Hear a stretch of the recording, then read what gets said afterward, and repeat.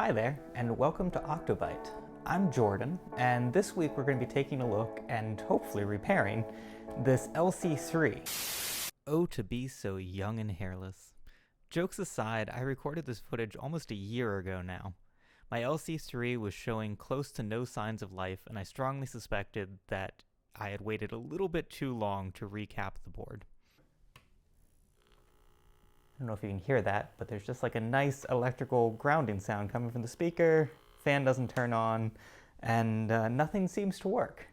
Honestly, I've been a little reluctant to share this footage because, spoilers, it doesn't end well for the LC3.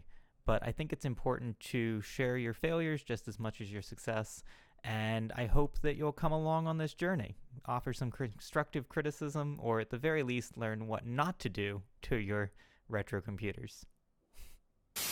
We will start by cracking this guy open. I started by removing all of the components from the case. In retrospect, this was not strictly necessary, in particular for the disk drives, and led to the first major issue I encountered: brittle plastic. Oh shit. Oh god, okay. Well, there goes that.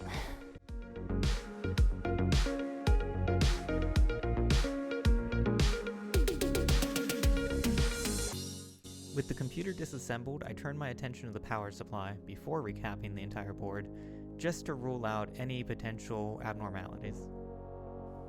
And we are seeing 5 volts. Excellent, just a little over, that's not bad. We are seeing 12 volts, excellent. And then we can flip this to negative DC, and we'll test the blue line, which is negative 5 volts. There we go, yep, negative 5. Okay, so this power supply may have other problems, but at least it is outputting all of the correct voltages. With the power supply voltages checked out, I decided to start recapping the board. And this is where things took a bit of a turn for the worst. Using a pair of, oh, that one came right off. Okay, that one didn't even need a twist. I'm thinking caps are definitely the issue. Keen-eyed viewers may have noticed that the pads were still attached to that first capacitor, something I didn't notice at the time. Now, this is always a risk with the twist and pull method that I chose to use here, but given how easily that capacitor came up and the damage I would soon discover in that area, more on that in a minute, I'm not entirely sure the pads weren't already dislodged due to capacitor leakage. Luckily, the rest of the capacitors came up cleanly and with little fuss.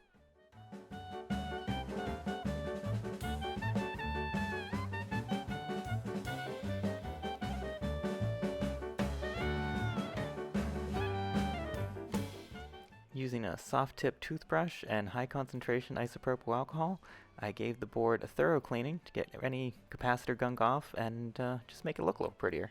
Must say, it was very satisfying.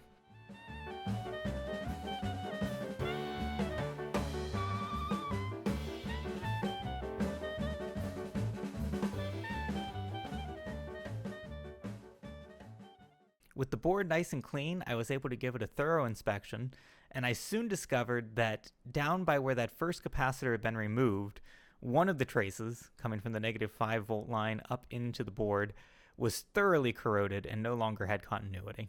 I have no idea what the negative 5 volt line is used for. I tried to find schematics for the LC3, but had no luck. If you have better luck, please let me know down in the comments. I'd love to get a hold of some. But regardless, I'd already ordered the capacitors, and I figured, what the hey, let's solder on the ones that we can, and see if the board works without the negative 5 volt line. Oh my, this is scary. This was actually my very first time doing surface mount soldering, and as you can tell, I was a little bit nervous.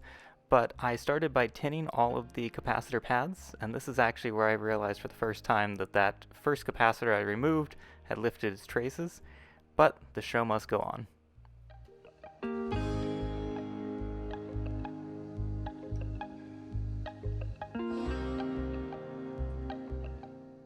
It was really difficult to get the capacitors to lie flat against the board. No matter what I did, I kept trying to push them down and heat both sides, and I got decent results, but I definitely need to improve my technique.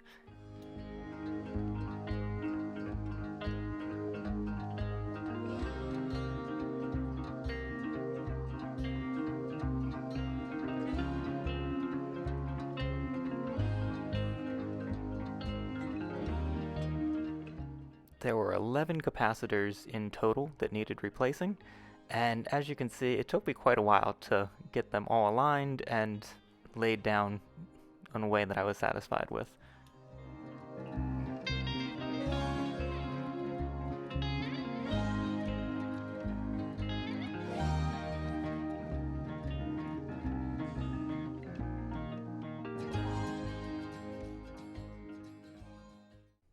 With the capacitors replaced, it was time to test it.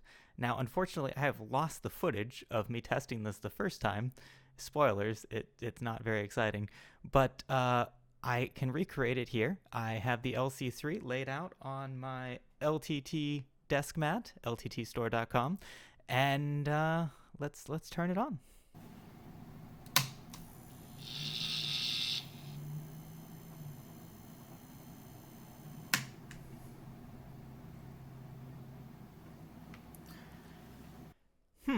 Well, that's actually slightly different than I got the first time. The first time the fan did not turn on and the speaker did not really do much.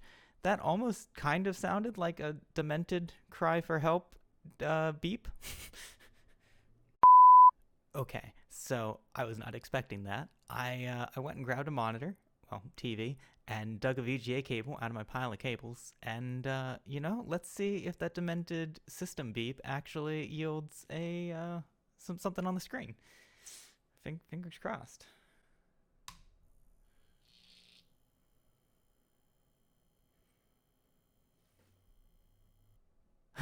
Okay, so, yeah, it's still broken. Got excited there for a minute. That is interesting, though. I don't know, that little pop at the beginning sounds an awful lot like a Apple startup chime being horribly contorted, and maybe the negative 5 volts missing is causing that, although it's probably causing other things and making it not work. I am hoping to revisit this project at a later date, hopefully when I have more time and a little bit more space, at least adding a bodge wire to work around that corrosion, and maybe figuring out how to replace the capacitor. There's no vias nearby to solder onto easily, and I don't know exactly how you fix that. Do I kind of scrape away the solder mask and apply it right behind the pad? I really don't know. Advice is welcome. So what have I learned? Well, trying to fix computers while being recorded is a lot harder than it seems. I don't know how YouTubers do this, but hopefully in time I'll get better at it. I also learned that it is very hard to work on computers in a one-bedroom apartment. I used to have a garage workshop, and that was a lot nicer. I also learned that having an electrical engineering degree does not mean that you know how to do things with electronics. I learned that the hard way. But yes, on a serious note, if you stuck around this long, thank you. And I hope that this was entertaining, or at least somewhat educational on what not to do. And if you have any constructive criticism, again, please share it in the comments. I'd love to hear it. But with that, all I can say is have a happy new year. It's December 31st today. So here's hoping for a better 2022, and take care.